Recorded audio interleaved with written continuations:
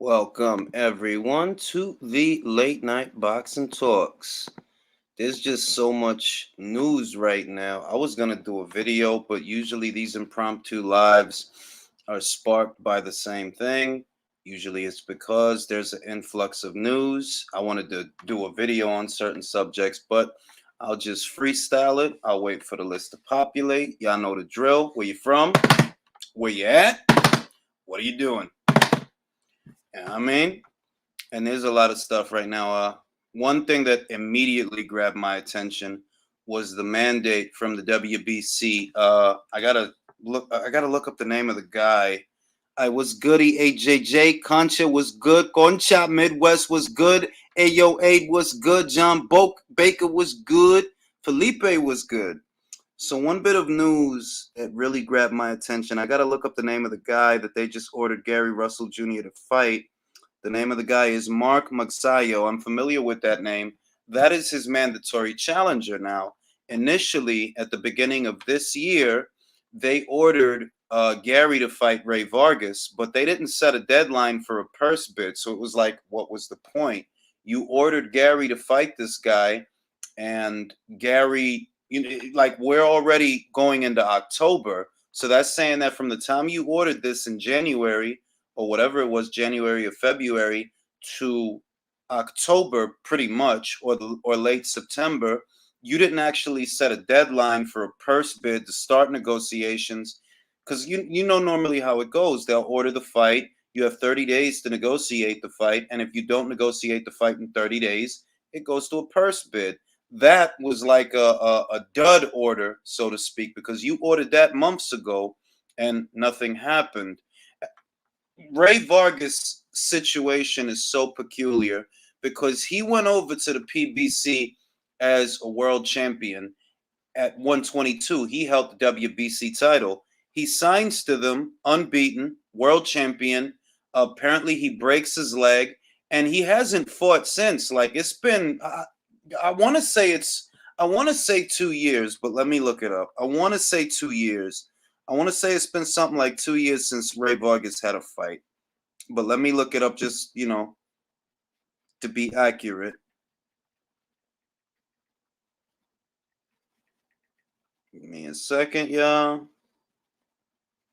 Yeah, see, Ray Vargas, yeah, it has been 2 years. It has been 2 years. Ray Vargas has not fought since July of 2019. So, with that being said, it's been 2 years since this man had a fight. The last thing he did after he won the Franklin Manzanilla fight, the last thing he did was he signed to the PBC. Bear in mind, Franklin. I mean, wait. Let me go back. No, yeah, the last guy that he fought was Tomoki Kamita. The guy that he fought before that was Franklin Manzanilla. And even Franklin Manzanilla has a fight coming up. Even he has a fight coming up. I was goody Sophia, was goody BB, was goody Superfly, was goody Felipe, was goody Polchek, was goody Jovan Soto. The WBC are proving that they are utterly useless. They're useless. They're like a sanctioning body that has no teeth. You ordered Gary to fight Ray, and you didn't do anything about it when a fight didn't materialize. You are hosting yet another WBC final eliminator at 135 pounds. The winner of Fortuna versus Diaz was supposed to go on and challenge Devin Haney. You're enabling them to keep doing the same thing, fighting for the same interim title when the orders come from you.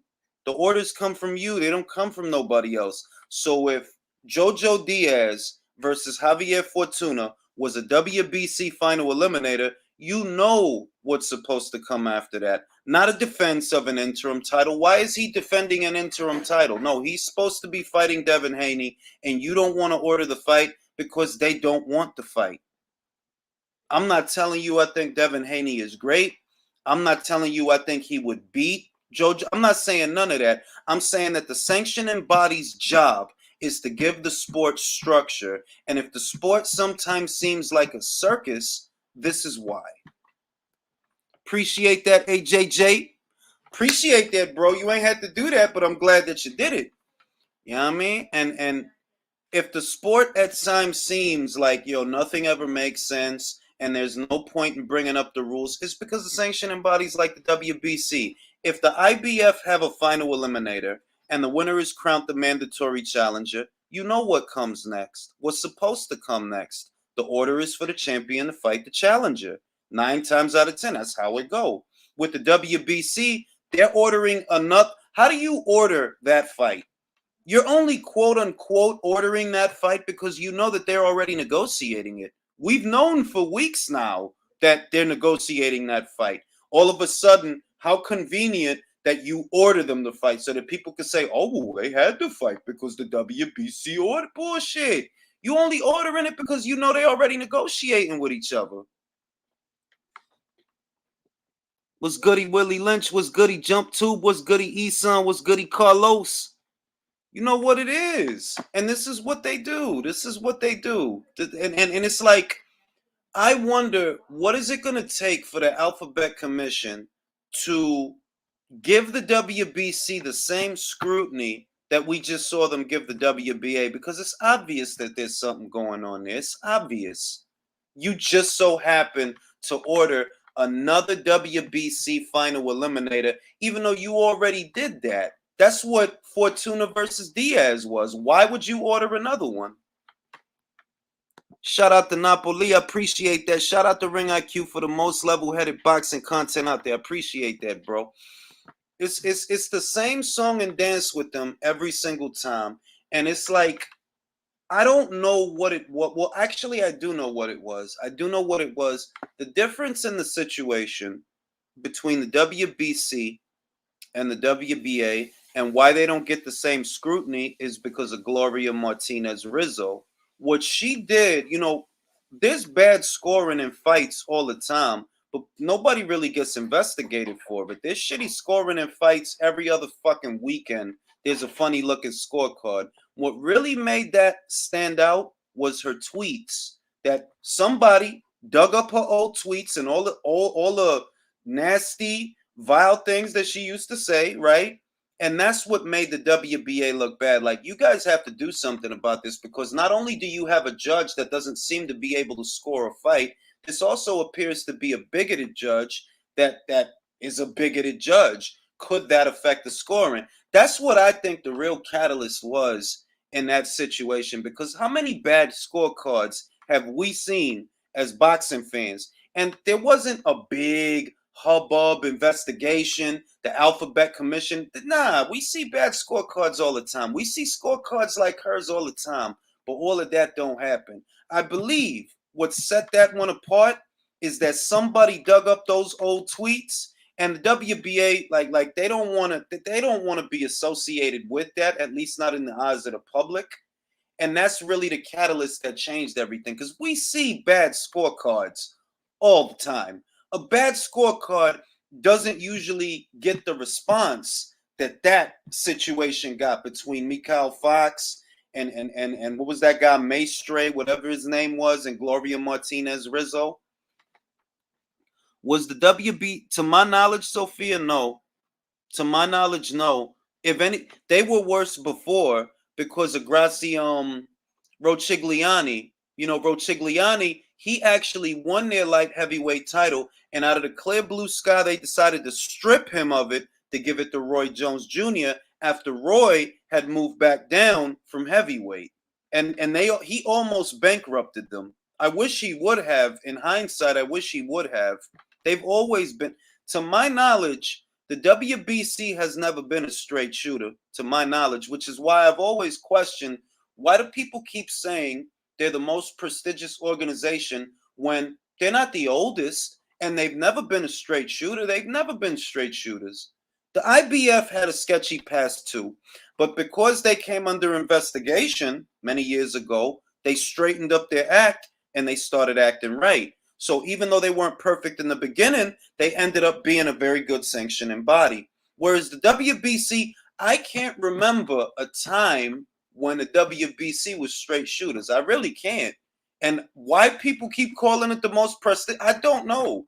They're not the oldest. They don't have the most history. They're not the most well-run organization. All they seem to do is get people for sanctioning fees, and for whatever reason, people take it. Look at Dillian White. I said over a year ago, yo, you need to leave that. You got to just jump ship, bro. They not going to order that fight. They ain't going to order it. For all you doing, they ain't going to order that fight. Look at Devin Haney's situation. Devin Haney is giving these people sanctioning fees out of his purse so that they could order a fight between Ryan and JoJo. You a fool if you keep that belt. You crazy. What you gonna let them keep taking your bread for when you see that they a party to the BS? They a party to the BS. Napoli, I got a strong feeling Maiva Hamadouche steamrolls Michaela. Michaela ain't ready for that fight. This is the thing. Michaela's secret weapon is Al Mitchell. And one way, I'm not saying this is not a prediction, but one way that Michaela could win this fight is with pivots and shifts. Maiva, like many of us, is likely expecting Michaela to box from the outside. Straight punches, use your jab, give up some real estate to set up the punches from the outside. What she might not be expecting is that Michaela might pivot, might shift in the pocket to set up short punches on the inside. Because everybody's expecting that. We know what you're gonna do. You're gonna stick and move, try to keep her at the end of your jab. Everybody's expecting that. The element of surprise would be is if Michaela tries to dominate the pocket, and she has the right coach in her corner to prepare her for that fight. At minimum, you have to say that Michaela Mayer, she's not the better physical specimen. She's not. She's not as experienced. She's not as big a puncher. I don't even know if she could take a punch as good as Maiva can. But what she does have is the better corner, and that's Al Mitchell. Of course, if these last 10 years have taught me anything, the appearance of being good matters more than doing things that's right. The WBA didn't care exactly. Thank you, Willie, because that's how it looked to me. The only reason that they did what they did was because of the pressure that was coming from the Alphabet Commission. And why were they getting that pressure? You've been diluting the sport with trinket titles for years to no end. You have an entire assembly line of belts. And to top it all off, you have a bigoted judge scoring a fight the way that they scored a fight. All of that is bad news. All of that is bad business. All of it. So at some point, somebody had to say something. WBC is in it solely for nothing else. I'm gonna assume you meant the money, and I'm right. Has Mayer ever been hurt in a fight? No, but to be fair, Daniel, I haven't seen her fight many girls that could hurt her, and that's not a knock on her. I don't want it to be interpreted that way. I'm saying that every girl that Michaela has fought, from Sheena Kane to Lisbeth Crespo to even Erica Farias, who dropped all the way down from 140 all the way down to 130. I always expected her to win because of who she's fighting. If it was an Alicia Baumgartner, a Tiara Brown, or a Maiva Hamadouche, it would be a different conversation. This is the first time I see that she's fighting somebody that really stands a chance and could really make things difficult. Before that, you could favor her to beat all those girls, man. Helen Joseph, Erica Farias, Lisbeth Crespo, Calista Salgado. You know going into the fight that like this chick ain't gonna be able to do nothing. This is the first time that she's in a real tough spot, real tough situation. You got to take your hat off to Terry Harper because she already did that with Natasha Jonas. A lot of people slept on Natasha Jonas ahead of the fight. You could go back and watch those videos where I said, I don't know why people acting like that. Natasha Jonas is a southpaw. She hit hard. She has veteran experience in the Amis. She done been through hell and back as a pro where Vivian Obanoff had to recover off a knockout loss. I don't know why people looking past her. Terry has that experience that Michaela don't have. Michaela never been in a 50-50 or even a 60-40. She never been in one of those. She fought, and once again, it's not a knock on Michaela. It's just this is what happened. This is how it broke down. She ended up fighting Eva Brodnicka for the WBO. Eva, I would have picked Hyun Mi Choi to beat Eva. I would have picked Maiva to beat Eva. Eva Wallström from Finland, I would have picked her to beat Eva because Eva was the weakest champion. We don't need people like Mikey Garcia in boxing. You know what that is, bro? That's the vicious cycle. We talked about that. You got a guy who gets spoiled. They give him like $7 million to fight Jesse Vargas. So off of that $7 million, he think that he supposed to get out there and get that every single time, even though it's a pandemic, even though the market has changed, even though ratings are down across the board and everybody's hurting. He think, oh, well, if I fought Jesse for 7, I ain't gonna fight Prograde for less than that. And you not understanding. The market changed. You go out there with a Sandor Martin. Nobody cares, bro. You gotta at some point you gotta bite the bullet because don't nobody give a fuck about that fight. And you didn't have to sit out that long. You could have had a tune-up fight last year. Other people did. Sean Porter did. He had a tune-up fight last year for Sebastian Formella.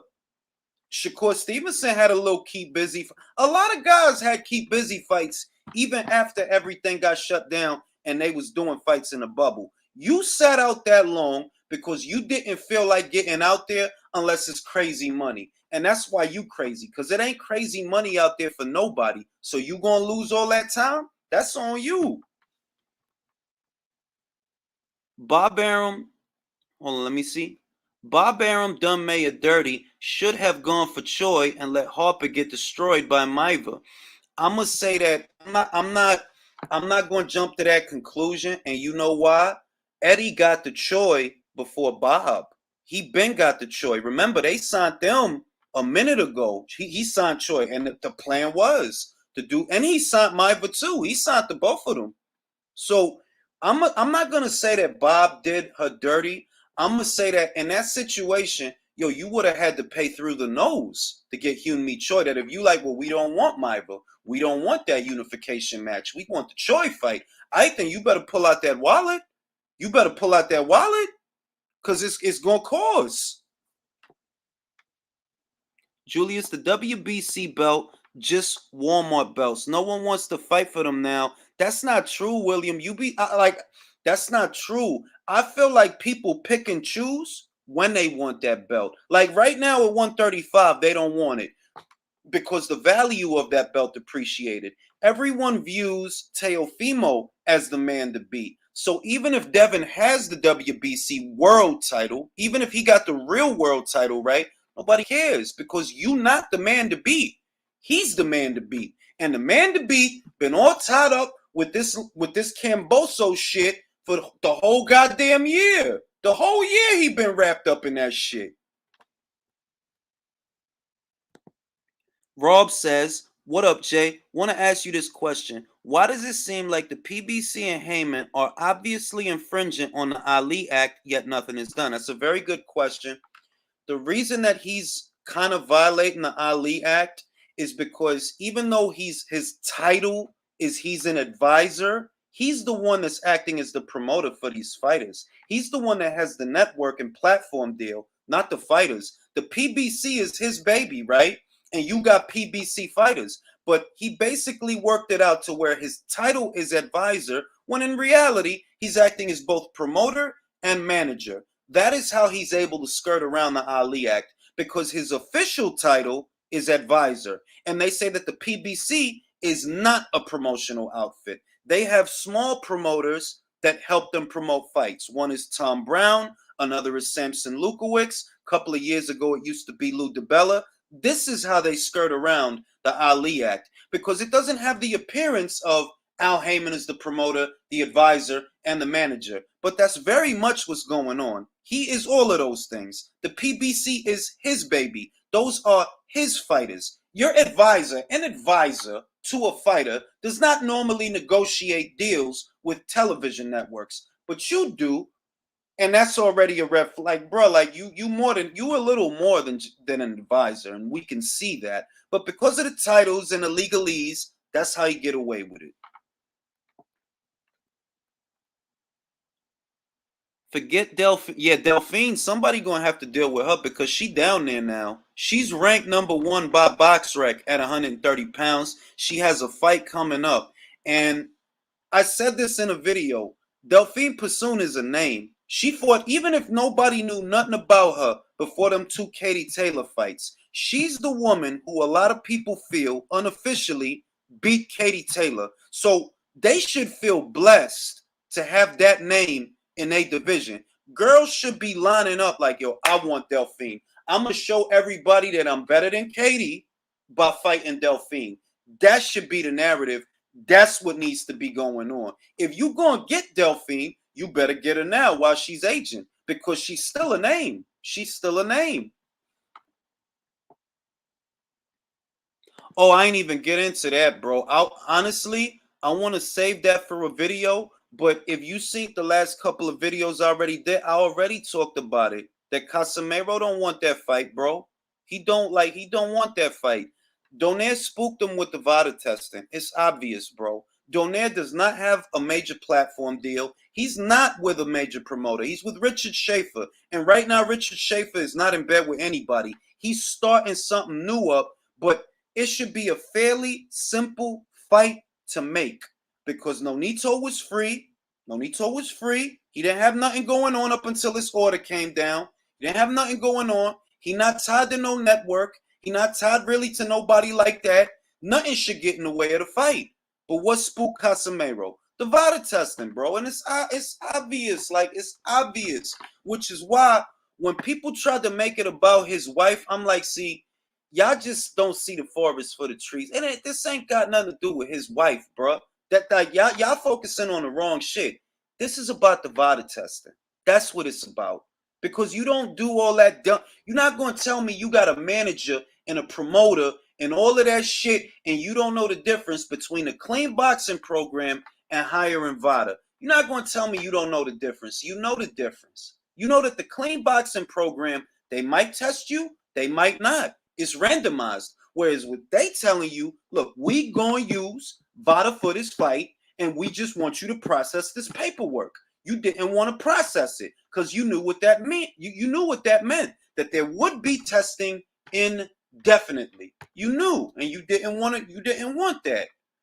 But everybody, once again, everybody tried to make it a misogyny issue, a woman. It's not about his wife, bro. It's about the VADA testing. That's what the real issue was. And that's why, Richard Schaefer worked closely with Al Heyman for years. So if Richard Schaefer says Casemiro rejected the fight, I'm going to take it as Casemiro rejected the fight, because I knew his little ass was a clout chaser from the very beginning. And I said that shit many months ago. Like, yo, this dude is a clout chaser.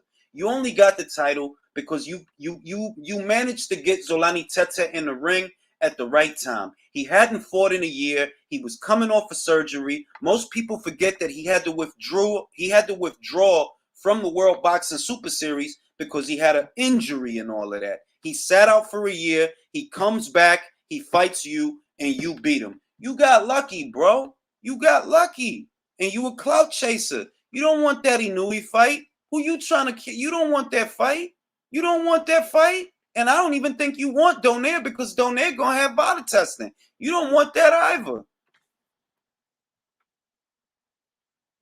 Hey, what's goody, Sawab? What's goody, Paul Check? Antonio Mosley, look. You need the WBC, WBA, IBF, and WBO to be the actual champion of the division, to be the undisputed one. Yeah, man. That's how it works. They should have made Devin fight a top contender for that belt. They handled that title like a piece of clothes. This is the problem, Leo. Luke Campbell, Vasyl Lomachenko and Luke Campbell fighting for that title, that was really Luke Campbell's title shot.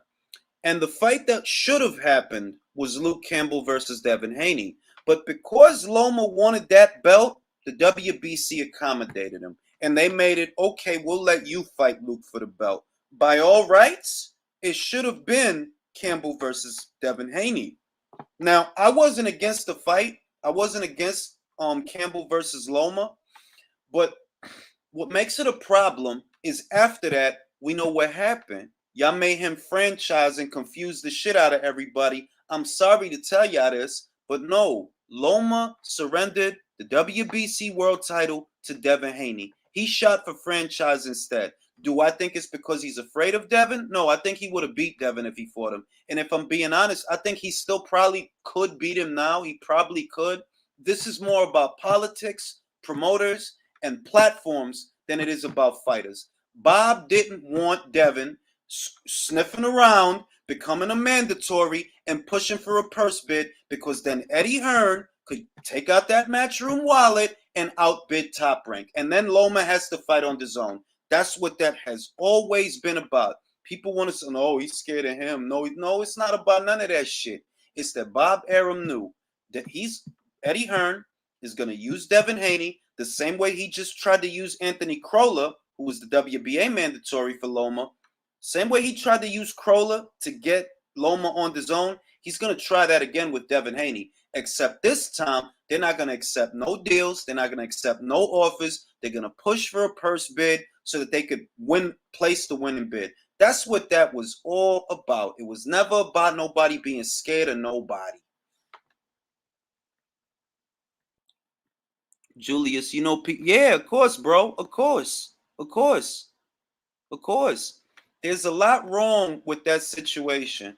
And if you look at the last 3 and 4 years of boxing, the WBA have been making things increasingly worse. For example, quiet is kept. Juan Francisco Estrada is not the WBC world champion. I think that most people don't realize that, because I don't see a lot of people talking about it. He's a fucking franchise champion. They gave Sorun B-Side the WBC world title. He is the WBC world champion. All Juan has in terms of a full alphabet title is the WBA. They fucked up that situation. When him and Chocolatito fight again, it ain't gonna be for 2 world titles. They fucked that shit up. And they've been fucking shit up. Which is why it kills me that people really sit there and say they the most prestigious organization based on what? How many dumbass decisions they make? They've been corrupt. That shit ain't new. They've been that way. Back then they was worse. Now they just stupid. And y'all really consider them the most prestigious organization. Word, Esam mad strings being pulled. Yeah, man. The WBC, like I don't know which is worse, them or the WBA, but because the WBA has to straighten up their act, we have to give it to the WBC then. Because at least, yeah, I know that they forced them to straighten up their act. They did force them, but they're doing it. So now the WBC is the worst motherfucker around here. Because y'all just do dumb shit after dumb shit. Why the fuck are you ordering another interim fight? For what? I know why. We all know why. You are accommodating the promoters, and that is not your job. That is not your fucking job. If Jojo Diaz don't want that title shot, then relinquish that status and give it to someone that does.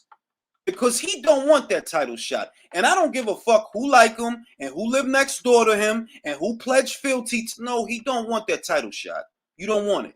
Just call it what it is. You don't value Devin Haney's belt. That's cool. But let someone who does have that status. Because Ryan is not going to fight him if he beats you. Ryan don't want to fight Devin Haney. Remember? And you really don't want to fight him neither.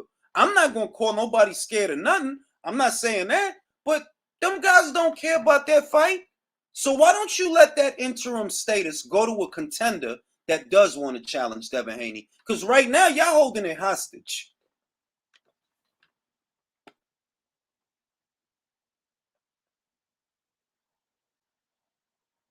Yeah, WBC is definitely worse as of now.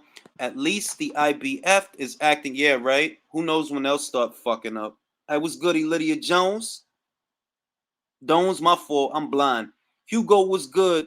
JoJo just wants to get paid twice. Shit, don't we all? Look. If JoJo told the WBC, kiss my ass with your interim title, I'm gonna go fight motherfucking Ryan. I could accept that. But right now what's happening is they're literally holding up the ranks. They're literally holding up the division. Maybe there are contenders behind them that wouldn't mind fighting Devin Haney. But because you have interim status and because you about to fight him and he don't want to fight Devin Haney, it's like, yo, dog, like, y'all holding this whole shit up. I said it in several videos already. I'm going to say it again. Devin Haney needs to move up. At this point, if you still paying the WBC sanctioning fees to enable these two guys to swerve you, you a fool. Go to 40. Go to 40. Forget about them. Teofimo, he wrapped up with George Kambosos. Loma about to fight Cole May. These two dudes about to fight each other. Why you still there? If you smart, beat them to the punch. Beat them to 140. Have a couple of fights. Fight in some eliminators up there so when Josh move up, you could pick up a title. Appreciate that, Willie Lynch. Appreciate that. Al Heyman is worse than Don King, in my opinion. Don paid his fighters and stole a portion or a high percentage. Al takes your purse and divides it up, and if I had to guess why, it's probably tax related. I believe that. I believe that same thing. I don't know if I could say wholeheartedly that Al is worse than Don King. I'm not going to say that because I don't know that. But it's pretty clear that he's controlling those fighters' money. For what reason? I don't know. It could be he uses their money to invest in other projects. Could be that, which is irresponsible, criminal. But it could be that because for what reason would you be able to withhold a fighter's purse and pay him in increments? For what reason would you have to do that? For what? Why? If the dude fought and the purse is X, then the fighter should get X. If you read Adrian Broner's tweet, it's pretty clear what it says. It's all in plain English. He wants his money, all of his money, and he's asking you for it because you're withholding it. You're holding his bread. And Hugo Centeno said, that's why I left. That's what I was looking for. Is this going on, or was this going on with any other fighter in the stable? And apparently it was, because according to Hugo Centeno, that's why he left. That and a scarcity of fight dates. Hugo spoke with Fino Boxing. Y'all know who Fino Boxing is, that lady with the big bajungas, right? And he said a part of the reason I left was I wasn't busy enough over there. I wasn't fighting enough. I wanted to fight more than that. That with the purse shit, that tells the story. I agree with that, Mike. At least Don King made the goddamn fights. What's a classic Al Heyman fight? Motherfuckers sit there and tell you that Thurman versus Porter was a great fight. Don't get me wrong. It was a great fight, but that ain't no motherfucking classic. That ain't no motherfucking classic now. That ain't no classic fight. Motherfucking Zapata versus Baranchik is more of a classic than that shit. Sounds like communism to me, Willie Lynch. And they can't even put on decent. Yeah, that's the other thing. I'm going to say this. Every so often, they do put out a good fight, in all fairness. I liked Lara versus Hurd. Thought it was a great fight. I liked Thurman versus Porter. I thought that was a great fight. I liked Lara versus Castano. Great fight. What else? It's just that these fights that are actually okay, that they're actually good fights, they're far and few. It's nowhere near consistent enough to have a sustainable effect and to get sustainable fanfare. You have a lot of fighters that are sitting out for no good reason. How are you supposed to build a star when the guy fights maybe once a year, if that? How can you build a star if he's not out there fighting? How does it happen? Lara versus Hurd was a great fight. I said that. That was a great fight. It's a pity that fight that year brought in the lowest ratings for the PBC, and I think the lowest ratings for a combat sports main event of any kind. I remember the headline, and it's a pity because it was actually a great fight. It really was one of the better fights they've put on in the last 5 years, but a lot of people didn't watch it. Appreciate that, Base the Kiss. Shout out to Jules. Smash the like button. For those of y'all that are not already subscribed, subscribe to Base the Kid with the Capricornian knowledge of the pugilism. I was goody George. And yeah, it's not that they haven't put on decent fights in the past. They have, but it's not consistent enough. It's far and few. Appreciate that, George. You know what I mean? What's another thing? Sergio Martinez has the fight with Brian Rose this weekend. For those of you that are not already aware, Sergio Martinez, Maravilla, this dude is actually ranked in the WBA's top 10. He's very close to being ranked in their top 5. If he makes it through this Brian Rose fight, he's coming up on becoming a WBA mandatory at middleweight. That's the situation with that. Sergio's comeback is more earnest than, say, Oscar's or Evander's or Riddick Bowe's. I can't even believe they're letting this man fight. Look at the state of this man and ask yourself, should he be fighting? I don't understand. And this is not, see, this is the thing. It's not outrage. It's that I'm looking at it and I'm thinking to myself, this is ridiculous. It's obvious that this man should not sustain any blows to the face, any blows to the body. It's obvious that this man is not fit to do a lot of things. And y'all really gonna go out there and let him fight? Like, seriously? Do you see Alexander Usyk eventually making a comeback? Let's not write him off prematurely, Napoli. Let's not write him off. It's not a foregone conclusion that AJ wins this weekend. I'm not, like, I have AJ winning, but let's keep it a bean. This is a dangerous fight. It is. Like, it's not a foregone. He might not have to come back. Let's put it that way. I have AJ winning the fight. I do. But I've been wrong before. Oh, you said Usyk, Vosdick. I follow his Instagram, right? And I noticed that I saw a couple of videos that looked like him doing drills. I saw that. I don't know. I kind of got the sense that he might come back. I saw him doing some stuff like over a week ago. I saw him doing some stuff, and it kind of gave me the impression that maybe he's considering coming back. I wouldn't mind it if he did. He's only ever lost one fight. That was the Artur Better beef. There's no shame in that. I think there's a lot of guys out there that he could still beat. I just wonder if he's the same fighter or if he has psychologically recovered from the Stevenson fight, because a lot of people feel, myself included, that fight and how it ended, it bothered him. He seemed hesitant to throw the right hand. Was it he's a southpaw?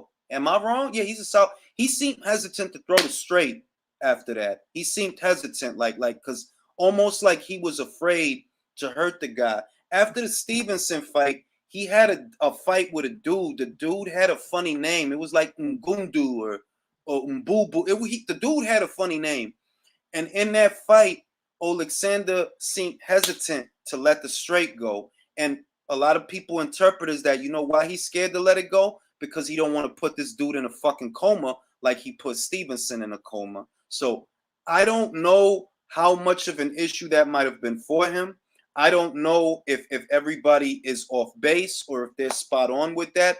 But it does seem to me like the outcome of the Stevenson fight, it affected him. It bothered him. And since then, he was hesitant to throw the straight. And he had a great straight. I'm trying to remember if he's a fucking southpaw or orthodox fighter. I can't remember. I was goody Abe Day. He should have put up yeah, he did. He fought well. That was another great fight. Vosdick came back today. He is easily the second, but I don't know about that. Wait a minute. I don't know about that. Don't sleep on Bivol now. I don't know about that. The light heavyweight division is filling up with a lot of guys. Don't sleep on Buatsi. Don't sleep on him. That dude hit hard. Like, I know he has his imperfections. Sometimes he's a little bit static, too straight up.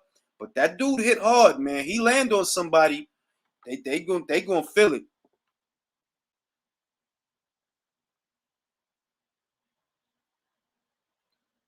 The need to win kills a lot of fighters' fire. It's sad to see. It's almost as though they are afraid to fall when that's what life is. It's not, it's not how you start. It's how you finish. It's not if you fall, it's if you get back up. It's a lot of things like that. Look, it's a lot of cliches in boxing, but there's a lot of wisdom in them. That is the truth. It's not how you start. It's how you finish. It's not if you fall down, you're going to fall down. Bank on it. You're going to fall, but get ready to dust yourself off and get up. Jesse Hart is not retired. He's fighting on a small card. He's not with Top Rank anymore. They split. It was an amicable split. There's no hard feelings, but he does have a fight coming up if it hasn't come up already on a small promotion. He has not retired. Man, they better load him full of steroids because he gonna get fucked up. They better load him full of steroids, man. Yeah, there's a loser in all the classic fights, but people still look. Ernie Shavers lost fights. Ray Mercer lost fights. Burt Cooper lost fights. Some of the best. I mean, it's and people don't see it, but it's it's not the end of the world. Don't take it as the end of the world if you lose, because it's not. It's not. Just be ready to pick yourself up, dust yourself off, and do your thing. I saw a video from Beats. I love this man's channel. It's too much wisdom. It's too much motherfucking knowledge, right? And he was talking about the previous eras of boxing in reference to the trend. Oh, everybody's got mental health issues now, right? All right, I'm not going to judge. I'm not going to get into it. But what Beats said was that the previous eras, people had those issues back then, but the attitude was different. That they had an attitude to where, look, let's just get on with it. Let's just get on with it. The show must go on. Let's just get on with it. That you never heard a lot of the shit you hear now back then. And for what it's worth, it's a lot of wisdom in that, because it's kind of like when you were a kid. If you shelter a child and you don't let him play and you don't let him go outside, you know what happens to that child? He becomes weaker as a result. Everything makes them sick. You end up with a sickly child. But if you expose that child to those things that are uncomfortable, sometimes unpleasant, you get a stronger child. In previous eras, it was kind of like that. That it's like, yo, dog, y'all looking for shit to cry about today. Y'all looking for shit that y'all throwing pity parties and all of that. Everything is a feel sorry for me moment today. Everything, all the pressure. All right, then if you don't like that shit, get the fuck out of there then. If you don't like that shit. Because the shit you saying don't make sense. At some point, you have to draw a line, because some of this is occupational hazards. It comes with the territory. It comes with the job. And you got so many people from so many different walks of life. Oh, everybody's sick. Everybody has a problem. Everybody's depressed. No, a lot of you motherfuckers just want people to feel sorry for you. I hate to be the guy that says that, but that's how it looks. We all got our baggage. We all got problems. Some people are happy sitting in their pity pool, and some people want to get up and do something about it. Some things is not for everybody. That's the other thing. You can have your internal struggles. We all do. And go through it. But that don't mean, but what I see is a lot of people trying to capitalize off those internal struggles. What I see is a lot of virtue signaling is what I see. And I don't like to broach that subject because I don't want to be that guy, but I can't lie about it. That I see so many people, everybody's having those kinds of moments. Everybody's depressed. Everybody has anxiety. Everybody, what the fuck is wrong with a lot of y'all? That's life, bro. It's gonna be anxiety. It's gonna be high pressure situations. That's just life, bro. I mean, sorry, but and Plant getting dropped on camp videos. Yo, Plant, look, man. I never gave him a shot. I don't want to sound presumptuous. Stylistically, I just don't see it. Hopefully he puts up a good fight so that he can continue to get fights even if he loses afterwards, But he's a PBC fighter, so in all likelihood, if he loses, he's probably going to sit out for a while. He'll have a lot of money, more money than he's ever made. You think I don't imagine he makes 10 million or upwards of 10 million and decides, well, let me start fighting 2 and 3 times a year. No, we might see him even less after that fight. I mean, it ain't, Alex. It ain't. And it's like, you know what I think? We as common folk, as blue collars, right? We got the same anxiety and all that shit, But we don't have the luxury that other motherfuckers got. You got rich motherfuckers, paid motherfuckers, paid. Get therapy. You could take a holiday. We got the same issues and shit, but we still got to go to work. We still got to do what we got to do because we don't have the luxuries you have. I look at how many celebrities are saying this shit, and I'm like, man, then take a holiday. Take a holiday. See a therapist. Remove yourself from social settings. You have the luxuries that the common man doesn't have. The common man don't get to take a month off or 6 months, go on a long hiatus. Just no, we don't get to do that. We just got to suck it up and go in, and you still got bills to pay. You still got responsibilities. You motherfuckers that got hundreds of thousands and millions of dollars in the bank. I mean, like, shit. Vosdick seems to have lost his killer instinct, which would seem strange to some considering the stereotype attached to Eastern European fighters. Well, lest we forget that Vosdick is a family man. He is a family man, married with children. So and this is just me bouncing ideas around. How do you think it might affect a family man that he almost killed another family man? You know what I mean? Maybe that's what's bothering him. Different people, different stuff bother their conscience. You know what I mean? You have a unique viewpoint on this subject. Thank you for I'm like, and I'm not trying to like get nobody to think the way that I think. I'm just telling you what I think. You guys are free to feel however you feel about whatever you feel. I'm just telling you, for me, that's my view of it. That is what I see. That a lot of these people that are coming forward and they have all this stuff and all this stuff, those are occupational hazards you're describing. That's what they are. I got an old coworker. She does construction back home in New York. I got an old coworker. She be high up there on them beams. You think that being high up there on them beams don't give that coworker an anxiety attack or something like that? That's not some scary shit? That's a dangerous fucking job. That's a dangerous fucking job to have. And I'm pretty sure there's anxiety in there, but you got to get on with it. The job got to get done. That's the way it was. The way it is now, no, I don't got to do the job because of my problems. I don't got to do the job. I could blame all the shit that I be doing on my problems. That's the shit that killed me about Tyson Fury. That look, if you couldn't compete, that's fine. But you came back blaming people. Nobody stuffed the coke in your nose, bro. You did that. And you did that, bro. Nobody stuffed that coke in your nose or that nandrolone. You did that. If you had to vacate the titles, that's because you had problems. Motherfuckers ain't do nothing to you. They ain't do nothing to you that they ain't do to somebody else. The same way they stripped you is the same way they stripped Jermaine Taylor of the IBF title. It's the same thing. He wanted to have the rematch with Hopkins. He had a mandatory. They stripped him of the title. But you doing that's the victim shit. That's what that is. Keep an eye out for Dempsey Tower. I know Dempsey McKean. I seen him around. I know Dempsey McKean. Unbeaten guy. Joint Tony Sims stable. 6'7" southpaw. He's gonna be. I know that guy. I follow that guy on Instagram. I know that guy. Dempsey McKean. Tall guy. Brolic guy. Yeah, I have a boxer.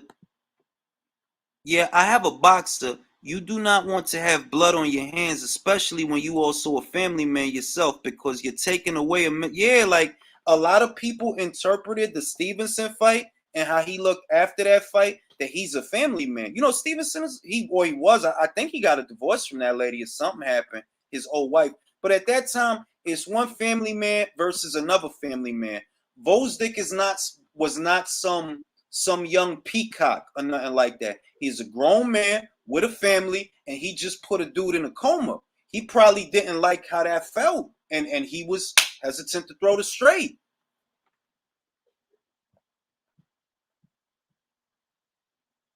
Yeah, Hopkins versus Taylor, man. Most people, they don't remember that Jermaine had all the belts, or at least he had the IBF. Hopkins wanted a rematch. Taylor was going to do the rematch, but the IBF had a mandatory. So what happened? They stripped Taylor. That's the same shit that happened to Fury. Klitschko activated the rematch clause. Fury couldn't get out of it, so the IBF took the belt because you had a mandatory in this cat, man. This dude that busted his leg. God, I forgot. What was the dude name that busted his leg that fought Charles Martin, man? What's that dude name? Plant needs to court. Yo, he do. He need the whole pharmacy for that fight. The whole pharmacy. Glasgow, that was the dude's name. Glasgow. Jamal Aware dude. The dude 31 years old calling out the best 160, 168, and none of those damn fights are being made. Why do people like this guy? I don't know. And I'm just keeping it real with you. I don't know. I feel Jamel is more exciting. I feel Jamel has a better resume than Jamal. Honestly, Jason Rosario, Brian Castano, Tony, John Jackson, Tony Harrison 2 times. I feel like Jamel has the better resume to me. I've been saying that for two and a half. I'll say that Jamel to me has the better resume than Jamal. Jamal's best win still is Julian Williams, and the problem with that is Julian hadn't done nothing yet. He hadn't done nothing when he fought him. Julian was just a unbeaten contender. That don't have the same weight as beating Rosario. That don't have the same weight as winning the title back from Tony Harrison and knocking him out, taking it out of the judge's hands. That don't have the same weight. The thing I do not like about Tyson Fury is because he is actually using his problems as an excuse not to defend his belt. He does, yeah, man. Like, look, I don't like to be short-sighted when it comes to something like that. You know, that he got the mental health shit. Because for what it's worth, he probably do got problems. That motherfucker contradict himself all the time. If today the sky is blue, tomorrow he gonna say it's red. If he say he going east, in 2 minutes he gonna say he going west. Whatever he gonna say the opposite of that shit. He said that Usyk is a good fighter, then he said he a little dude that ain't shit. He said that Joshua did good against Ruiz in the rematch, then he said he fought like a coward. He said he was gonna fight Dillian White, then he said Dillian White is a bum and he don't take orders from no. The dude don't make no fucking sense at all. So it's like, yo, something probably really is wrong with you. But I'd be lying to you if I said that it don't look like you capitalizing on it. How you gonna say that I don't like fame, but you do the rounds on the morning shows? How you gonna say I don't like fame, but you writing books and doing TV spots and you don't like fame? It don't click, B. Like, it don't click. Come on, B. Come on, B. You like fame, man. Keep it a bit. You like that shit. People are being brainwashed into liking Jamal. Yeah, I feel that way because I feel like Jamal has had the better career. Even though Jamal is a 2 division champion, Jamal has the better resume by far. By far, he has the better resume, and Jamal. It's hard. It's hard for me to like this dude. Like, bruh, you know what Canelo up there doing, and you know what Golovkin finna do. But Demetrius is right there, and you don't want it. And I'm tired of talking about that fight, but that's just the reality of the shit. That's just the truth, bro. This shit is corny. You saying that I don't like the dude, so I'm not gonna fight him? What the fuck? Huh? Fury is that's not on purpose, bro. That's a sign that something is not right with him, bro. That's literally a sign that something is not right with him. I seen that shit before, bro. Just trust me on that one. I seen that shit before. That's how I know that something is legit wrong with him. But that don't change that he's a liar. That don't change that he contradicts himself. And that does not exonerate him of culpability for his actions. You don't get to say, well, I'm sick, so what? You sick and you get to do whatever the fuck you want? It don't work like that. It don't work like that. You're still responsible. And that's the argument. You saying that Joshua is a paper champ? How are you a paper champ, bro? You the one that gave up them belts. That shit ain't his fault. You gave up them belts. The fuck you want him to do? Wait for you to come back?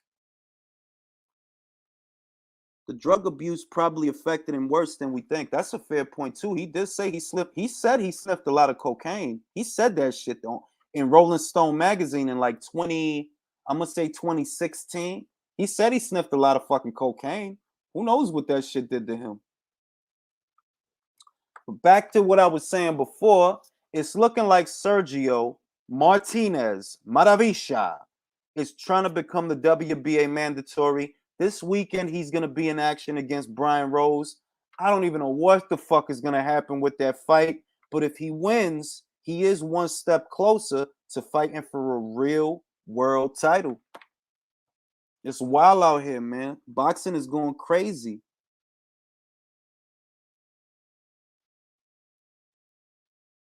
Who, Maravisha? He's like fucking, let me look it up because I know he 40 something.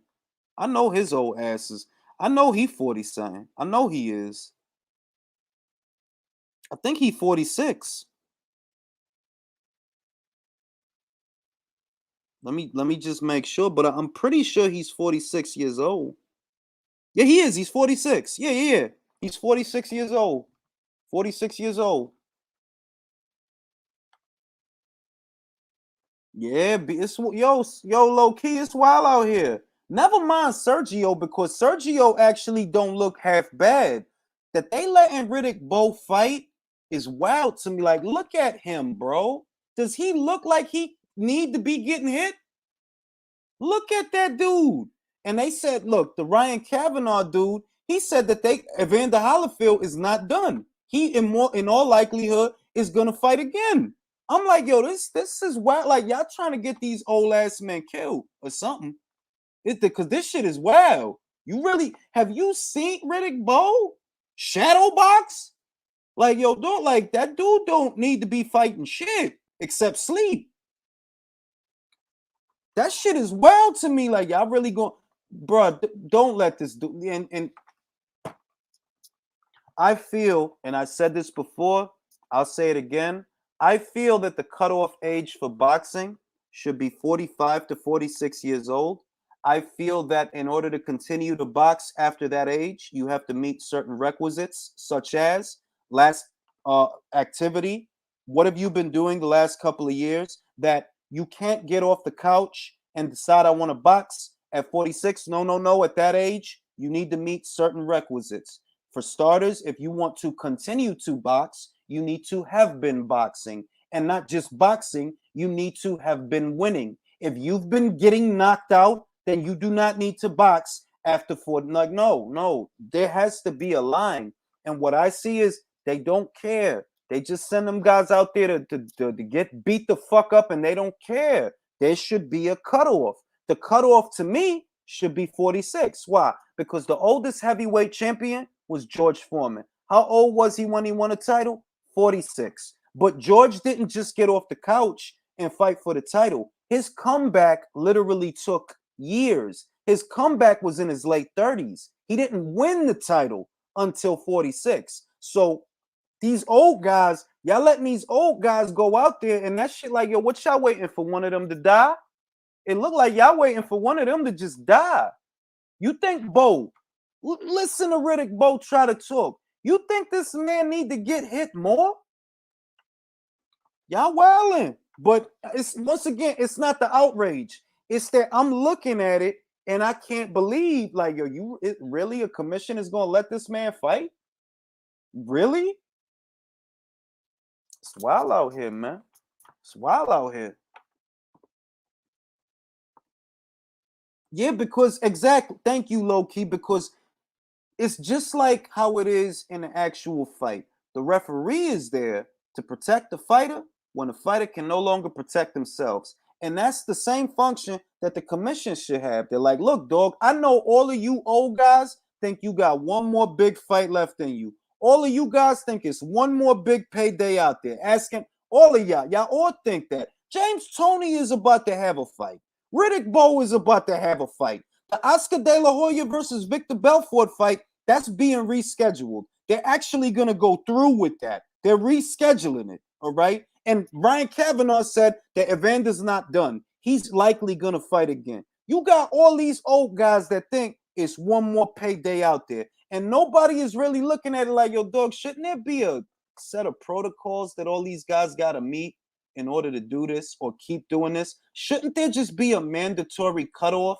Because this is a very violent sport. It's very dangerous even for the young. So how we going to send 46 and 50 some odd year old men out there to fight in good conscience? That don't make no sense.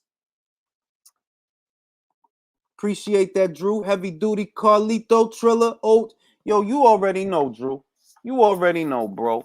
And that shit is like a running gag at this point. That people will actually sit there and argue about, nah, that wasn't a bad move.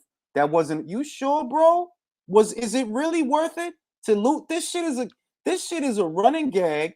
Everything you gained off of beating Vasil Lomachenko, motherfuckers been done forgot about it or don't care. Because that was a year ago. And you doing all that for a little bit more off the top for Cambosos. Yo, man, it's just like anything else, B. Some people are just stubborn. It is what it is. But I said it wasn't a good move. And I said that a while ago. Oh, so Triller paid $6 million. So in other words, you want to stage this as a pay-per-view. And the videos are up, man. I tell you no lies. The videos are up. You can go back to them.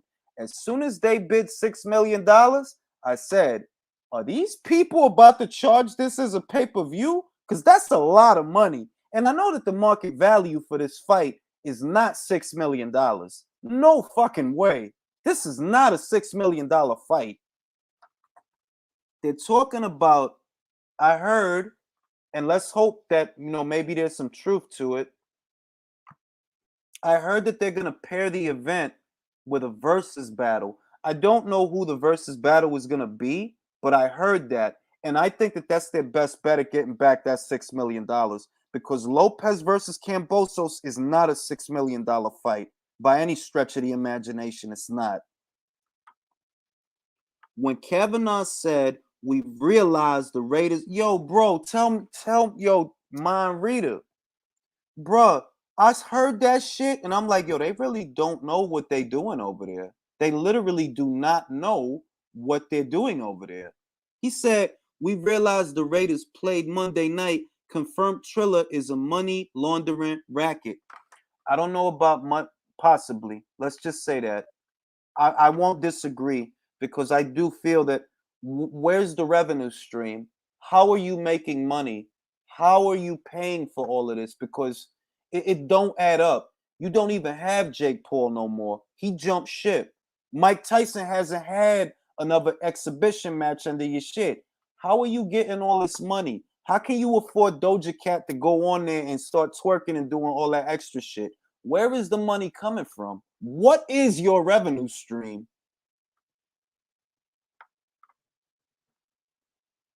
Bruh, exactly, Tyrion. That's a $2 million fight at best. At best. Like, it's not a knock on the fighters, but it's reality. If you put a fight like that out there, how many people do you think are gonna buy it? Depending on what the price point is.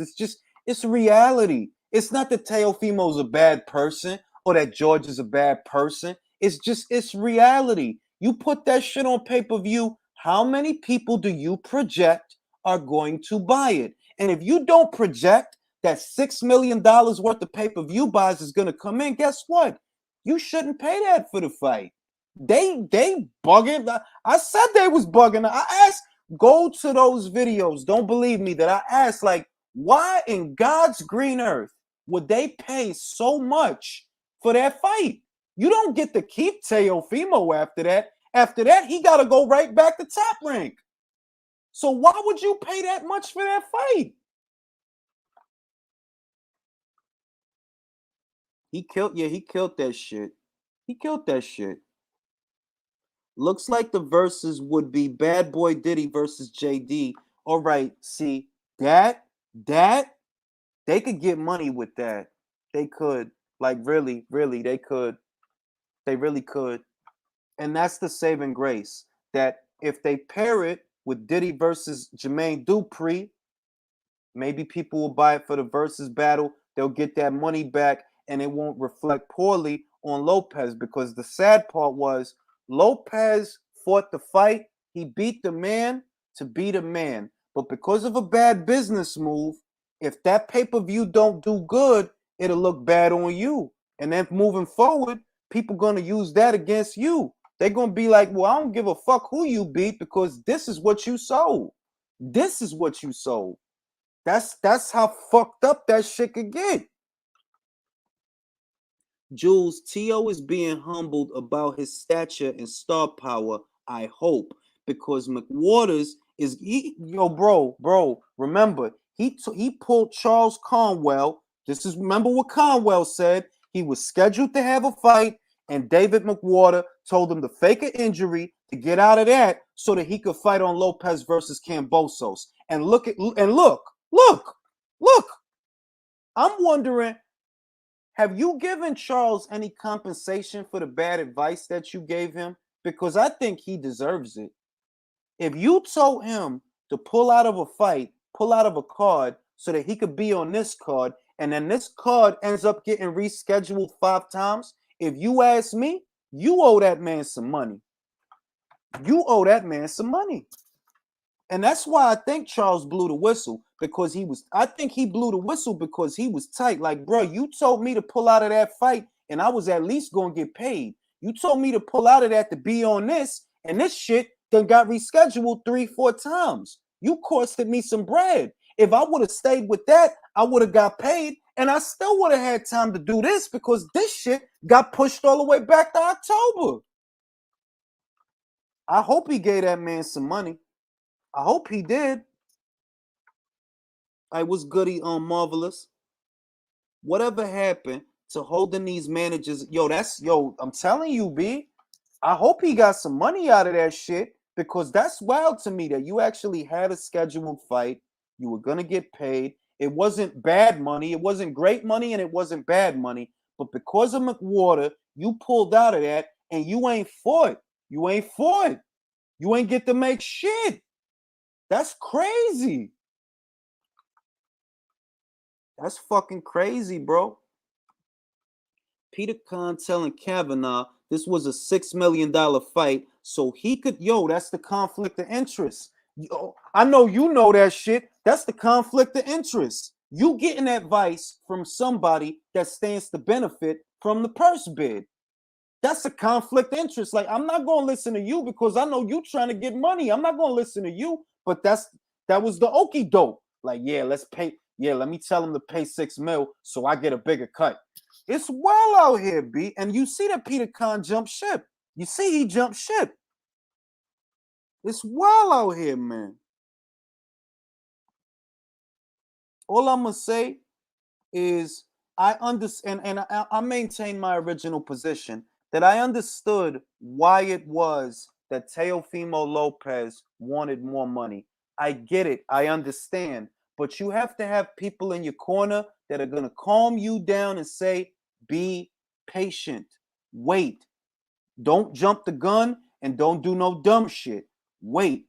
If he would have let Top Rank do the fight, this shit would have been over by now, and he would have been going into a bigger fight for bigger money at the end of the year. The way you doing it, all you gonna make is this, or for this low ass fight. You lost a year because of this shit. Don't tell me it was worth it. Don't tell me it was worth it. No, it wasn't worth it. It was a bad move. How the fuck could it be a good thing that we have not seen you fight since a year, since the Lomachenko fight? How the fuck can that be spun into being a good thing? Good for who? I wish the Zone would jump on the opportunity to get Jim. I wish they would have to, B. Honestly, do. I wish they would have to.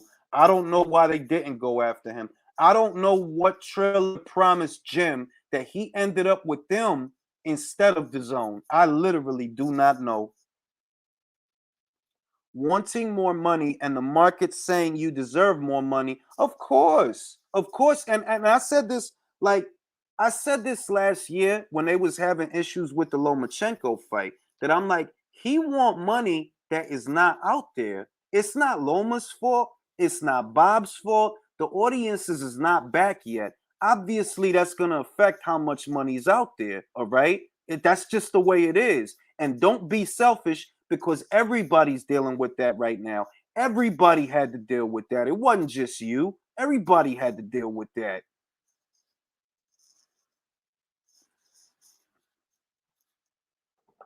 I said that shit last year. I said that shit last year about that shit. And it seems that, like, I get it. You fought a dude that was a major dude. He was a pound for pound darling. You won belts. You know what I mean? You kept your word. I completely understand that he wanted more bread, but it seemed that he didn't have nobody there to tell him, yo, chill, my guy. Chill, my guy. Don't burn no bridges off of no Cambosos fight, because that's a low ass fight that ain't about shit. You can't expect top dollar for a fight like that. You really can't. Jules, tomorrow is the Canelo Plant Presser in Beverly Hills. Does any vlogger or scribe ask Espinoza why are they going to head? Yo, listen, bro. Don't dismiss the possibility that they move that shit, Drew. Don't dismiss the possibility that they move because they might. Let's be real. They might. If they moved Lopez versus Cambosos because of the Raiders, bro. They moved the shit. Don't be surprised if Canelo versus Plant don't get moved because it could. They got to know that's a dumb fucking idea, man. They got to know that. Like, that's a dumb idea. You cannot go head to head with a UFC pay-per-view, bro. Not when you got 50 mil in the pot. No way. Y'all can't be that dumb. At this point, the smartest thing that Showtime can do is move it. Move that fucking fight because you cannot go head to head with that motherfucker. You do not want to have to share an audience. I said it in a video that I don't know how big the size of the shared audience is, but what I do know is y'all spending a lot of bread on this fight. Y'all spending a lot of bread. You don't want nothing fucking it up. You don't want nothing upsetting the apple cart. So move that motherfucker. Maybe you move it up or maybe you move it down, but move it.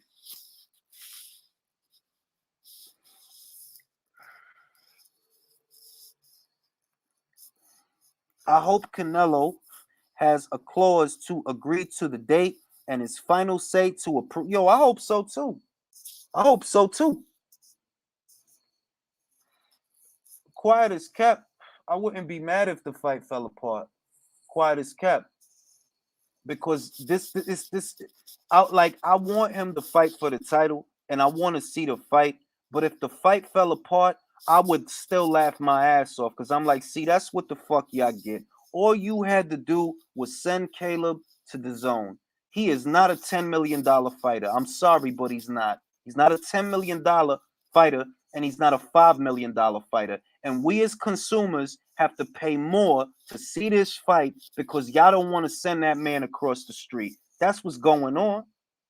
If y'all send him across the street, then me and you ain't got to pay $80 to see the fight. We could see it as part of the subscription. Nah, y'all don't want to do that. Y'all want to act like y'all can handle a Canelo fight. Okay, so handle it. Handle it. Y'all think y'all can handle that shit? I handle that shit. I miss HBO. I miss HBO. Appreciate that, man. Those solo salute. I miss motherfucking HBO. It would like I would be disappointed if the fight fell apart. I would be disappointed, but I would also laugh because I'm like, see, I don't know why y'all tried to handle that fight. That fight is not for y'all to handle, B. That fight is big. Y'all used to $2 million, $3 million purses and shit like that. That's really what y'all be doing over there. The last time y'all tried to stage a fight that had these kind of purses, the fucking shit flopped. So why are you trying to do that again? If they did it to AJ, they could do it to Canelo. Real shit. I remember that. Leo, I remember that. And you remember when Wilder was going to stay loyal to Showtime? And the very next fight, he went to Fox? Everybody forgot about that shit. IQ, when PBC goes broke and loses Fox, what happens? They'll try to go to CBS, bro. But then CBS, this is what could happen. I'm not even gonna be presumptuous. But if the Fox deal ends, what they might do is go to CBS and see if they could work something out with them, either CBS or the Paramount app, to see if they could work something out with them. The thing is that either CBS or Paramount are gonna look at what just happened, like, yo, dog, you was just on Fox. You was just on Fox, and this is what the numbers were. Don't think you're gonna come over here and you're gonna get buku dollars for some shit that didn't put up no numbers on free TV. Y'all have plenty of opportunities to bring in big pay-per-views. And when y'all put pay-per-views out there, it was some shit that don't even belong out there. If you cannot promote fighters and get them notoriety on Fox, how the fuck you gonna do that on CBS? Fox is way bigger than Showtime, bro. It's way bigger. You should be shelling out star after star after star because everybody has Fox. Not everybody has Showtime, but everybody got fucking Fox. If you can't get it done on Fox, then where the fuck can you get it done? Plant wants retirement money for Canelo when Chino got... Yo, thank you. Because that don't get said enough. Floyd was not giving these guys the paydays that they want from Canelo. He really wasn't. Chino was happy with that $3 million and he's still happy with it. He was happy with it. He went to Argentina, started a cocaine business. He was chilling. He got a promotional company now. He got a network deal in Argentina. He's chilling. And that was off of 3 mil. That was off of 3 mil, B. Not no 10 mil. And Chino had a way better resume than Plant got. So why the fuck does Plant, like, really? This the shit I be talking, and that's how I know the people that watch boxing. Because most people don't realize that Floyd wasn't paying these guys the way they want fucking Canelo to pay these guys. They want Canelo to fucking give them a pension.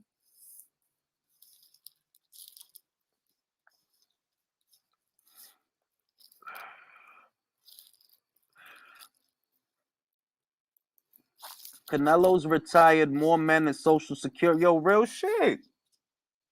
You think Robert Guerrero got $10 million?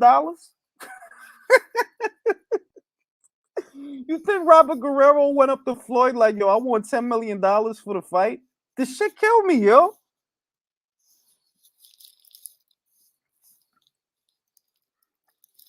That's all that was, Vice. That's all that was, B. It was 3 mil, bro. It wasn't even no bigger. It wasn't even big like that. It was 3 mil. That's it. That's what he got, bro. You think it was guys going up to Floyd talking about, yeah, you gotta give me this and you gotta give me that? Nah, B. And he wasn't paying them the way they want Canelo to pay them. Fucking Ghost, exactly. A Ghost would have been a motherfucker. Like, imagine Robert Guerrero telling Floyd, man, I gotta get 10 for the fight. I gotta get 10 or it ain't no fight.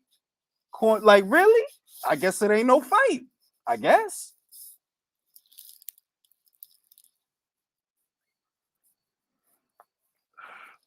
Floyd, we still haven't really heard about official purses. Now we have California. We have the official purses is supposed to be 40 guaranteed up front to Canelo and 10 guaranteed up front to Caleb Plant. That's the quote unquote official shits. Yo, you wild. You said California bear wild. Yo, you know what? Remember, Al Heyman don't be giving these guys their money, right? Ain't that the story? You might actually be right. You might actually be right that, yeah, Caleb is gonna get 2 mil up front, and the rest of that 10 is gonna go into the PBC stocks. He probably no, you right. I think you right, California, because remember, he don't be giving them all their money. They don't be getting all their money. That's why Broner on Instagram complaining, because they don't be getting all their money. So fuck around. Caleb gonna get 2 and 3, and the rest of the 10 is gonna go into the PBC stocks, which is really Al Heyman's wallet. He gonna have Caleb Plant on $1,000 a day allowance, B. Because it's true, he really don't be giving them cats their money. So, and we know that because Broner let the cat out of the bag. That he don't be giving them guys their money. Not all of it. Al Heyman is pimping those fighters. He takes their money and pays the fight. Yeah. It's like he'll probably pay their rent. He'll probably buy him a property and tell him to live in the shit. It's some real pimp shit. There's some real pimp shit going on at the PBC HQ. It's some real pimp shit. That shit is crazy to me that you can have grown ass men and you holding their money. Why are you holding their money? Explain that. How does that make sense? Because this job ain't hard enough. You gonna hold their money. Motherfucker said he got all them guys on green dot cards. And he motherfucking Charlo got a green dot.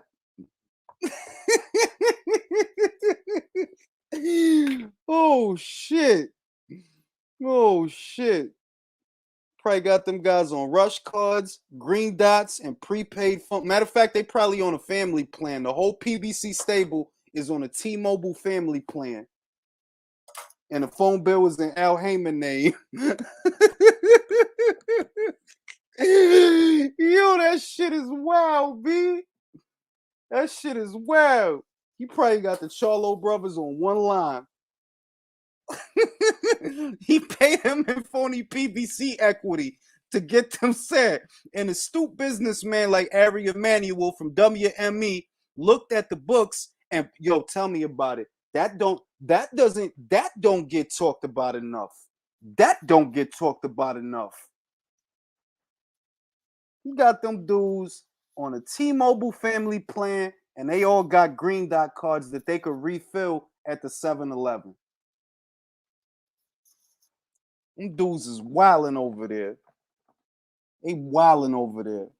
Ain't no motherfucking way in hell you 31 years old, your card should be getting declined. I could wholeheartedly say my entire adult life that shit never happened.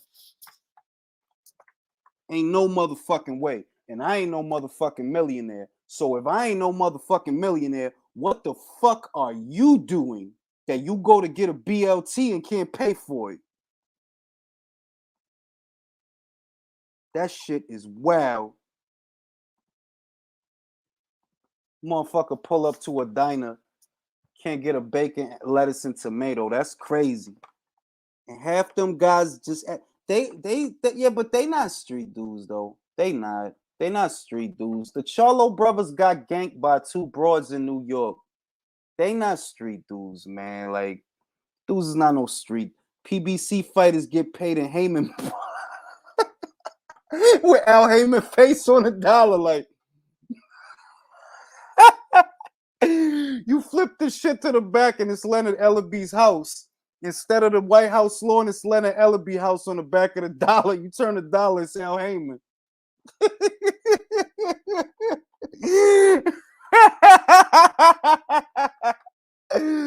Motherfucker got Sam Watson quarters. He got quarters with Sam Watson face on the shit so they could do their laundry. Oh shit. When they was cool with Schaefer and DeBella, they probably had Schaefer bucks. Schaefer bucks is like worth half an Al Heyman dollar. That shit is like a peso on PBC Island. They got their own currency. Like, did you get your Heyman bucks? Yeah, I got two. I bet we gonna do laundry today.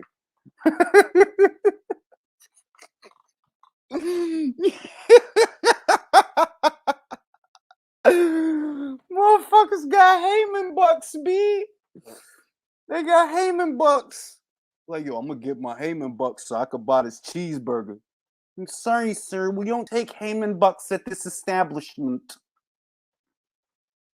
Each Heyman bucks is worth £1 million British pounds. Heyman has 30% on McDonald's for all his fighters, B. Yo, Sam Watson quarters, B. They got Sam Watson case quarters. And then on the nickel, you got the young dudes and shit. got Leonard Ellaby bucks, Sam Watson quarters, all type of freak shit going on around here, B. If PBC fighters aren't jumping ship, it's for a reason. Yeah, it's because they can't, bro.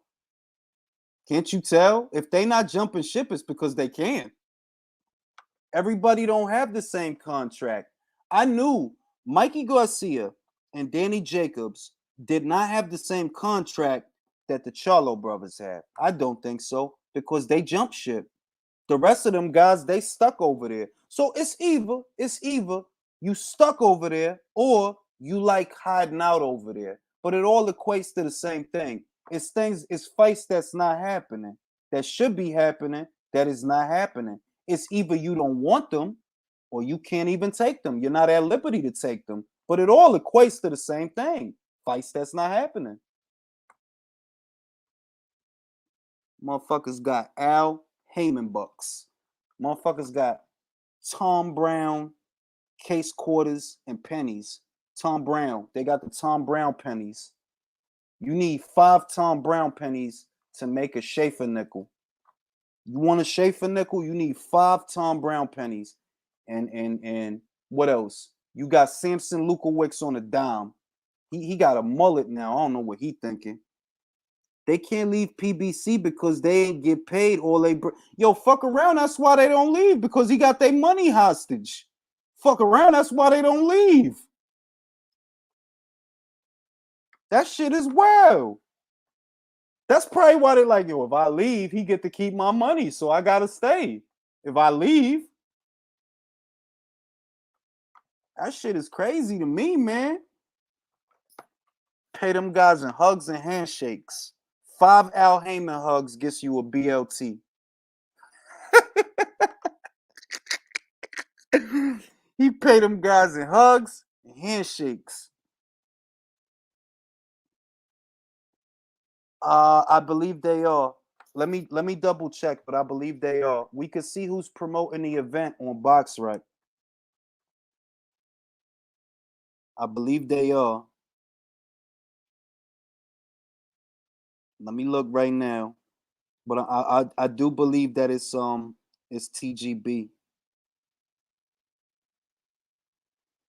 All right, the promoter is Canelo Promotions and Tom Brown TGB Promotions. The matchmaker is Tom Brown. There you have it. To what extent is Canelo Alvarez's promotional company promoting this fight? I do not know. I do not know. But I know that it says Tom Brown on there.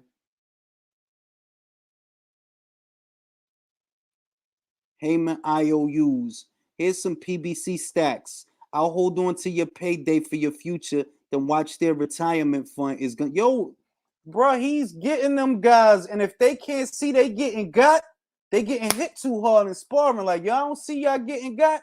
Then again, look. In all fairness, I've heard good things. For example, I heard that Julian Williams flips houses, so I don't think he hurting.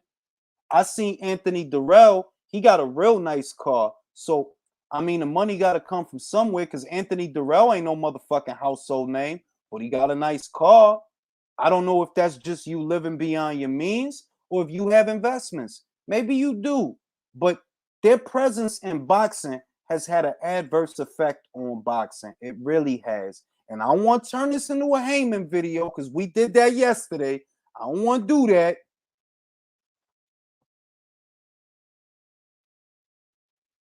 No, that they're all PBC fighters. They're all PBC fighters, but the acting promoter is usually either Tom Brown or Samson Lukowicz. But they're all PBC fighters. They are all PBC fighters. I rock with my boy Punch Drunk, but somebody, yo, look, man. Look, I choose to leave Punch, and that allegiance alone will be like T.O. is his guy. T.O. Senior is his guy.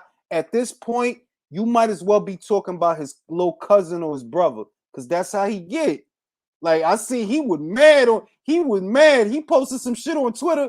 He's like, yo, B, y'all better not be atting me on Twitter, because if I see you, and he posted the shit where the dude mushed the reporter.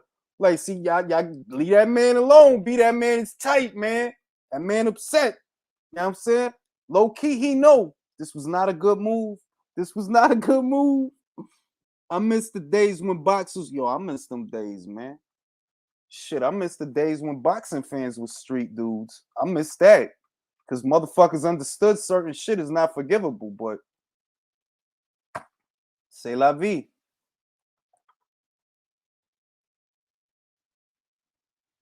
Oh man, don't start the slander. Yeah, Punch is a good dude, man. Punch is a good dude. Like, he's a good dude. He's a good dude. It's just, some, like we all different fans. I don't get attached. I don't get like, I really don't get attached. But he cool with them people, and that's cool, man. That's him. You know what I mean? Ain't gonna be no slander. I ain't gonna slander him. I'm gonna just say that when it come to that subject and Amanda Serrano, I don't bother, bro. Like, I already know. Like, I'm not going. I don't bother. Like, I already know what you gonna say. You gonna say give them whatever they want. I already know what you gonna say, and it don't make no sense. But hey, man, it's cool. It's cool, man. Like, I dig it. He liked them, and it's cool, man. I understand. I dig it. I don't agree, but I understand. Just agree to disagree. Won't be no slander.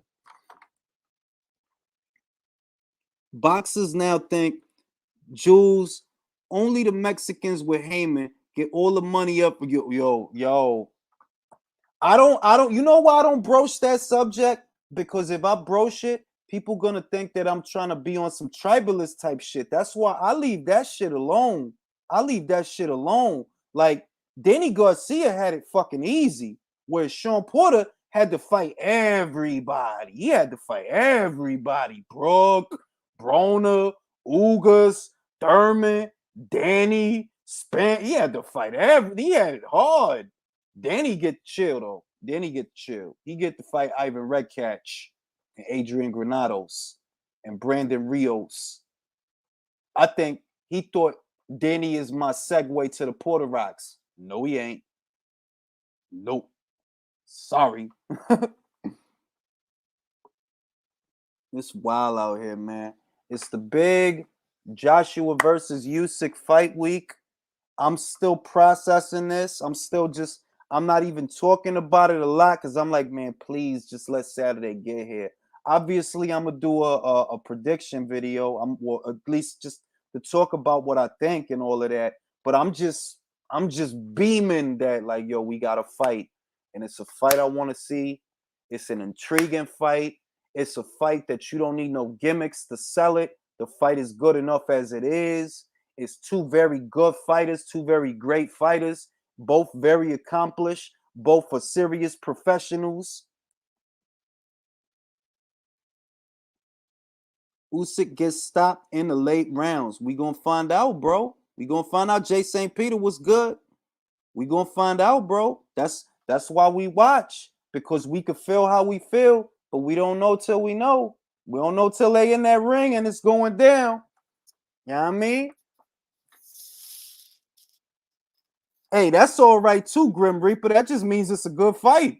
That's all that means. That means it's a good. If you don't know, if you can't decide, must be a good fight. They must both be pretty good if you can't decide. It's a super intriguing matchup. I don't know how each guy is gonna fight. Look, man. At times I try to think about that fight, and I'm just like, look, I'm just happy to be here. I'm just happy to be here. If Joshua team is smart, they're gonna follow the Bellew blueprint, and that's it. We'll see. We'll see. There's two ways to fight Usyk, but we'll see. And I'm gonna save that for the prediction video. I got AJ, but Usyk a live dog, both good dudes. The DAZN broadcast here of that Joshua versus Usyk fight is, yo, dog, that's crazy. That's crazy. I don't know, man. I don't know, because they got the whole month of October the whole month of October. What am I talking about? That shit is like 2 weeks, 3 weeks. Look, Manny was just on pay-per-view and he couldn't even crack 300,000. You know what I mean? That's saying something that Manny was on pay-per-view and he couldn't even crack 300,000. What they gonna do with the same fight we saw last year, bro? What they gonna do? I literally do not know. I don't think they're gonna do it. I mean, I don't think they're gonna do a million. I don't think, but it's like I feel like yeah, they flopped the last time. Probably gonna flop again. Probably gonna flop again. This is the fight that I am looking forward to. This is that fight that I am looking forward to. My guy from Nebraska, Terrence Crawford. My guy from Ohio. I used to get it in Ohio. Sean Portier. I add the French shit. It's not Sean Porter. It's Sean Portier with the accent. Sean Portier. Terrence Crawford. When I see that happy face smiling back at me. Terrence Crawford. That's the fight that I'm looking forward to. After this Joshua Usyk shit this weekend, this is the fight. When I see that happy face smiling back at me, Terrence Crawford. I know there's no better belt than the one from the WBC. Where can you go when Al Heyman don't treat you right? The answer's Top Rank. That's the one place that you'll find Terrence Crawford. Ooh, Terrence Crawford. Terrence Crawford. Y'all don't even know where that's from, B. Y'all don't know where that's from. Who used to watch that show? Y'all didn't watch that show. Y'all don't know what show that's from. Y'all know what TV show that's from. I bet you my wife know because she watched shows like that. Terrence Crawford. Now that wasn't Friends, bro. Friends don't sound like that. Friends is I'll be there for you when the rain starts to fall. I hate that fucking show, man. I used to like that show when I was young. It was mostly because of Lisa Kudrow. I used to want to fuck the shit out of Lisa Kudrow. I was young.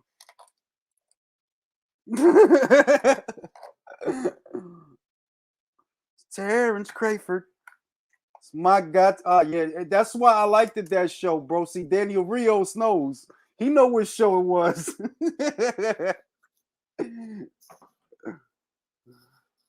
Yeah, man.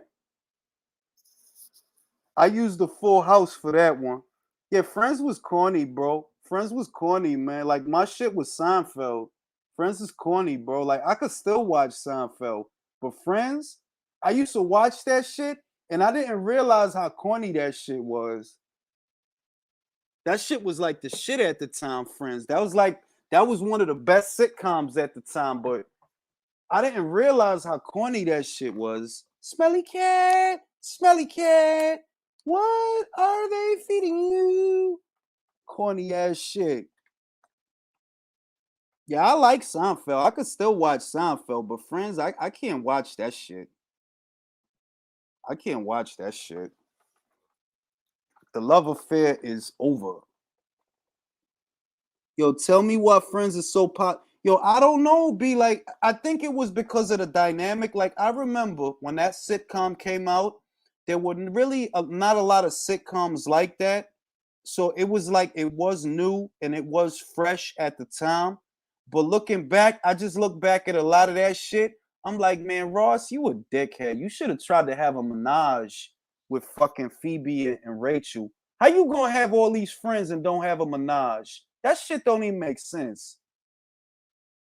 You got Phoebe that she just spacey as shit, look like she on mushrooms, act like she on mushrooms, and you got slutty ass Rachel. How you not gonna have a menage with them? Shit don't make no sense. Hell, matter of fact, Ross ain't had no swag. How Joey ain't have a menage with Monica and Phoebe? Rachel stuck up. Well, fuck Rachel. I don't give a fuck about Rachel. 70s show was good. Yes, that 70s show was good. But my shits was Seinfeld. And what was my other shit? I had another shit.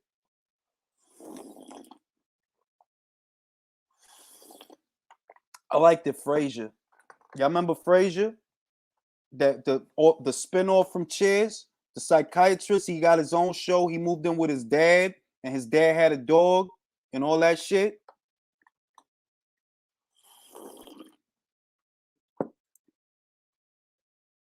Oh, I remember Ursula. I remember Ursula Buffet. That was Phoebe's sister. I liked it. What was that show? How I Met Your Mother. That shit was alright for a little bit. How I Met Your Mother. That 70s show. What was another shit I liked? Another shit. Malcolm in the Middle was alright in the beginning, then that shit got weird. But it was alright in the beginning. Everybody Hate Chris. I liked Everybody Hate Chris. If nothing else, we're gonna find out how Usyk. Yeah, because we haven't seen that. I think not for nothing. I think that Chisora kind of told us that, like, yo, that dude don't really want to get hit up here. He got to move. He can't stay in the pocket with you and deal with it. He got to move because because I'm gonna do it before the fight. I'm gonna go back and I'm gonna watch Chisora versus Usyk. I want to watch that shit at least 2 more times before I really make up my mind what I think is going to happen. But I remember that it's like it just looked like, yo, this dude can't stand still. You keep moving because you don't want to be in the pocket with this guy. You don't want to get hit.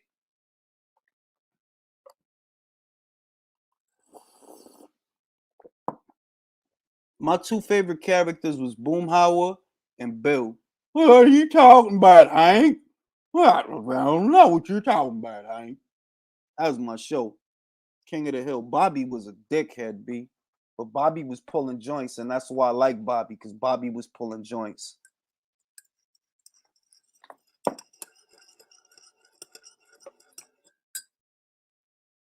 I'll tell you what. Well, I'll tell you what. I sell propane and propane accessories. I'll tell you what. Bro, that was my show, dog. Bill was my guy, B. Bill was dumb, dog. Like, what are you talking about, Hank? Well, I don't know what you're talking about, Hank. Well, I'll tell you what, Bill. I'm going to sell propane and propane accessories. I can't do Dale. Dale smoking all them goddamn Marlboros, wearing that hat. It's a conspiracy.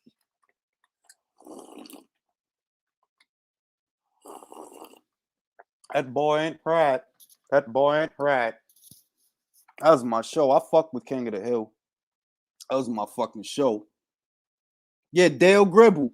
Dale was a dickhead. It's a his wife was fucking a massage dude. And he ain't even know his son. Like, yo, that shit was well fucked up now that I think about it. Like, yo, he really didn't know that's not his son. Like, he literally did not know. That shit, man. Anyway, ladies and germs, I'm fucking sleepy. I must be if I'm doing King of the Hill voices. Y'all have it happy and a healthy. Look out for the next episode of The Relay. It'll be up tomorrow morning. Sayonara.